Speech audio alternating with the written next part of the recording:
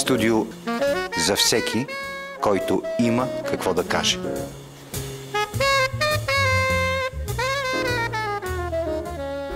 Не може да се забрави тази плеяда от спортисти, които са прославявали спортната слава на Перник. Не може да подминем и това пловците, дето спечелиха 1943 година състезанията за юноши на държавното първенство. И имам една книга, подарък ми от Анчо, Иван Иванов, участник в отбора. Тия петима: Игнат Александров, Иван Иванов, Любен Миладинов, Пиер Лазаров и Димитър Цветков, които с 5 души печелят държавното първенство за юноши, като софийските отбори се явяват по 30-40 състезатели по това време. Висоговорителите съобщаваха за започването на четвъртфиналите за пълния наличен състав на отбора на Левски, на отборите на АС-23, на Славия. Слизайки по стълбището между публика, техните състезатели предизвикаха радост и възхищение. Значи това беха те. Потокът по стълбите щеше да бъде безкрайен, защото включваше отбори от Охрид, Скопие, Пирот, Балчик и така нататък. Но нашия отбор твърдо застъпи края. Сплесахме се под едно борче и загледахме изпод него като мушмуроци. Повисоговорителите обявиха: първа серия 100 метра свободен стир, на старт Игнат Александров, Миньор Перник, първи коридор.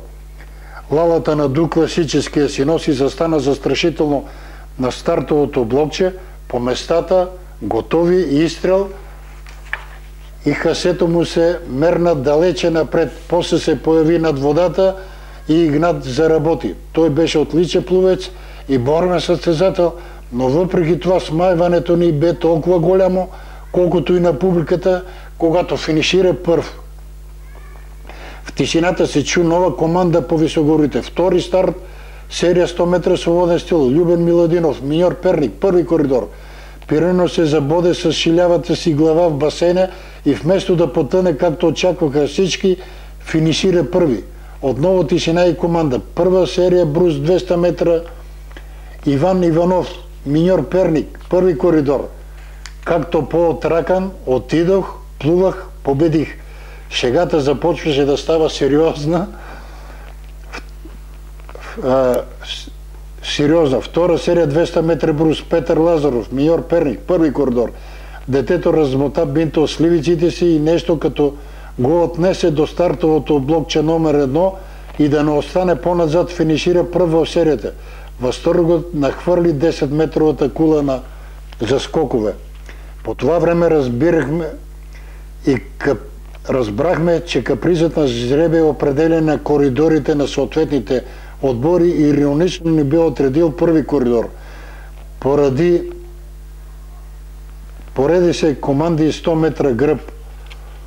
Петър Лазаров, 400 свободен стил, Игнат Александров и Иван Иванов, Любомир Милов. Менеха се имената, дисциплини, отбори, но първи коридор си оставаше първи до края на четвъртфиналите.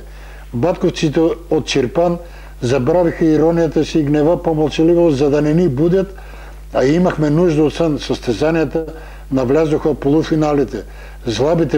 Слабите пловци отпадаха, темпът се сгъстяваше, ние плувахме, налагаше се полуотпочинали от един финал да стартираме в друга дисциплина. Игнат почти не излизаше от водата.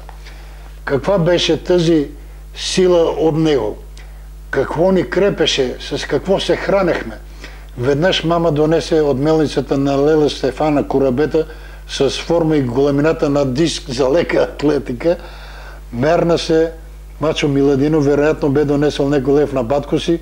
Какво ни крепеше ли? Крепенеше ни примера от неуморния, суровия и подземен труд на Голка, Миньора.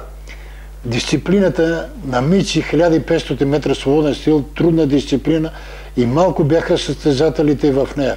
Да той беше свободен и под званието през стартов масаж, ни щипеше, мачкаше с касапските си ръце, така че повикването на старт с набраната скорост, отскуването от него ни улесняваше в първенството. Навлезохме в финалните състезания. Първи коридор оставаше първи.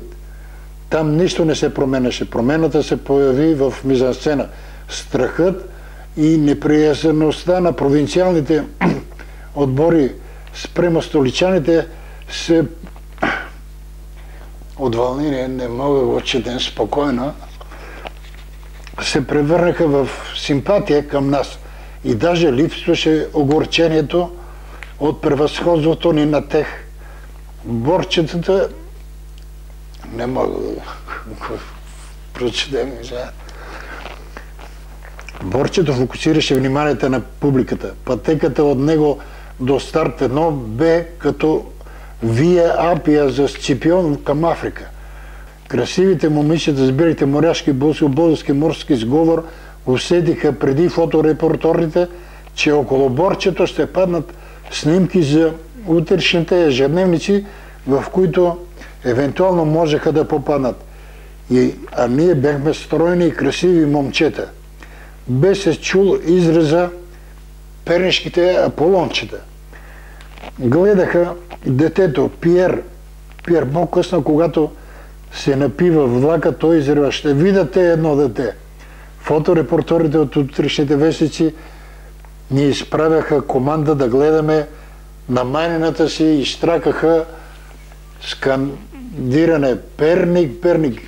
Викаха Марио и Силвио. Виковете за Перник се увеличаваха и се издигаха по-високо от телевизионната кула, която още не беше построена даже. Настъпи часът на Мици Шардена. Масажът пред стартово от всички ни. Той навлезе в състезанието като сериозен човек, тръгнал на дълъг път в умерено темпо. Клинкайки като катраница най-отзад и дълго време тревожеше публиката за съдбата на първи коридор. Ние бяхме спокойни, защото той си знаеше работата.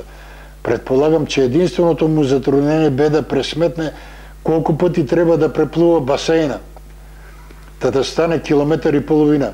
Мици поддържаше темпо, седмият състезател се изравни с него, после се отлепи и изостана, така отпадна 6-тия, 5-тия, 4-тия, 3-тия, 2-тия и Мици спести тревогите на публиката за първи коридор. Измъкнаха го от водата, за да не продължи да плува. Подготвихме се вече за последното състезание 3x100 смесена щафета. Старт: Любомир Миладинов, Иван Иванов, Игнат Александров. Победихме. Още 3 златни медала за миньор Перник. Звънът на медалите оттекваше в купата. От детето към левия фланг се виждаше стройна стена от танцови, чуден фонд за ордени и медали, но за там ордени и медали нямаше. Ние зъзнахме. Купата поставихме до прозореца на влака, да се вижда от гара Захарна фабрика, гара Горна Барана, гара Вода, гара Църква, Куцян, да виждат от Драгичево, от Райлово, можеше да види и някой трезвен дивотинец от Витановски виши, ако нямаше толкова сажни над Перник. Рупахме фастъци, отпивахме от шишето коняк. Над Вълдая влакчето свирна и яхна планините, победата и конякът ни изправиха на крака, в очите ни блеснаха очите на нашите красиви момичета. Екна горда стара планина, песента похлупи Владайското дефиле, а оттам до Кървавото. Влакчето ми отнасяше в къщи, където бяхме 18 годишни. Иван Иванов.